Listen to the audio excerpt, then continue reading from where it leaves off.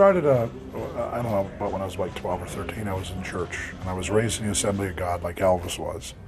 So I was singing gospel music, and everybody in there was going, "Hey, you sound like a young Elvis Presley."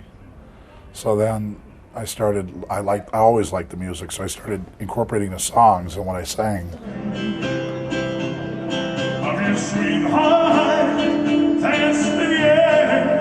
and then I tried out for a talent contest when I was 14 in my high school, or junior high, and it went over really good.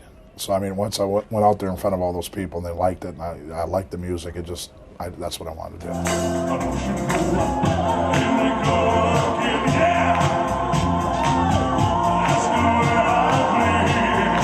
I will do Elvis probably as long as people want to hear me doing it and come to see me, and I'll do my stuff as well with it, and but I think it'll go on for a long time.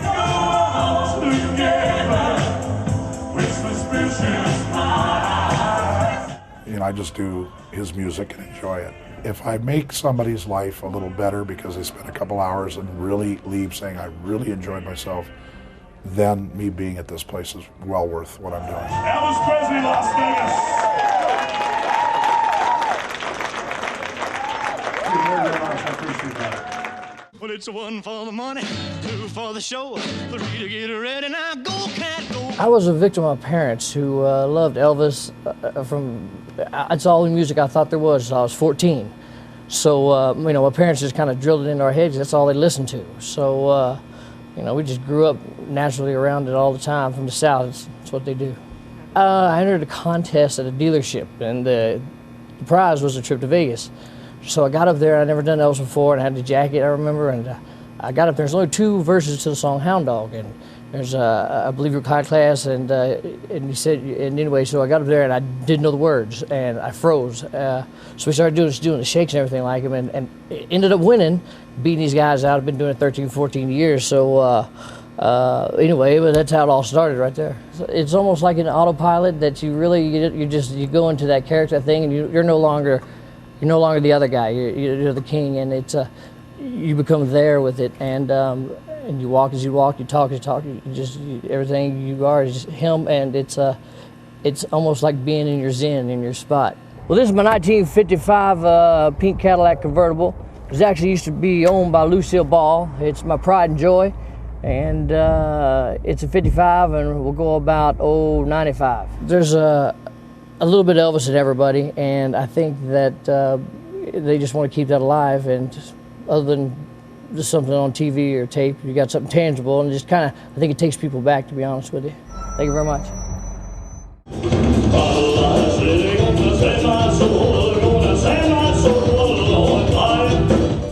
When people come see the show, they want to see something, that you can sit at home and listen to Elvis's records. You want to see a show. So I perfected those moves and got to the point where they were as close as Elvis as possible. Over the years, I've kind of got away from Elvis and thrown in my own stuff.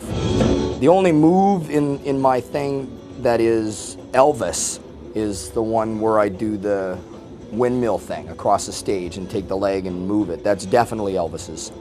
Other certain things, like going back on the microphone stand, I don't know if he's ever done it, but it's something that when I started doing it, it just seemed natural. Ladies and gentlemen, my name is Darren Lee. I've been an Elvis tribute artist for a few years now.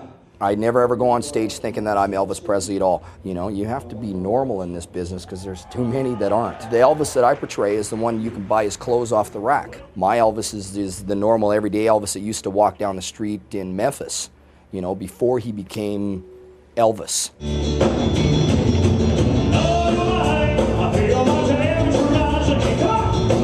It's cool that you get paid to perform in a show like this, performing some guy who you think was the greatest thing since sliced bread.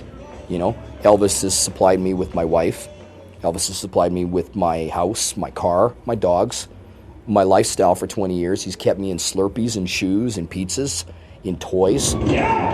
Pretty well everything I have is because of doing this business. Elvis has done a world of good for me. And he was the best, still is. But it's 1 for the money, 2 for the show, 3 to get her head and high. My version of Elvis is just really to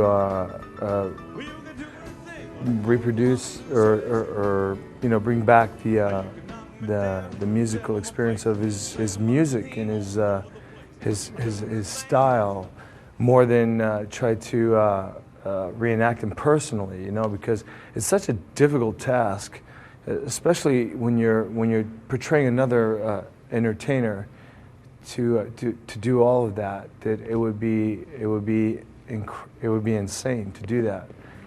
There's my way of doing what I do, and there's other people's way. We're caught in a trap. I can't walk out.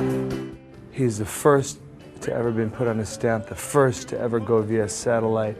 He was the first to have recorded more songs than any other artist in the world. He was the first to have had more platinum records in the world than anybody. He was the first to set the trend. He was the first. He was the first. Elvis is the king. We can't go on together.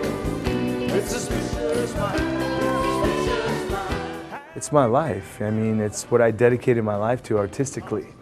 You know, I could have continued doing whatever I was doing prior to doing this. I just felt that I missed it, you know, when he died. And after that, I just, I didn't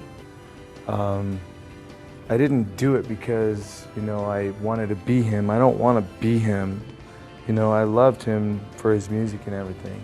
I think it's very beautiful that somehow in our business that there was one icon that crashed the doors open for the rest of the world.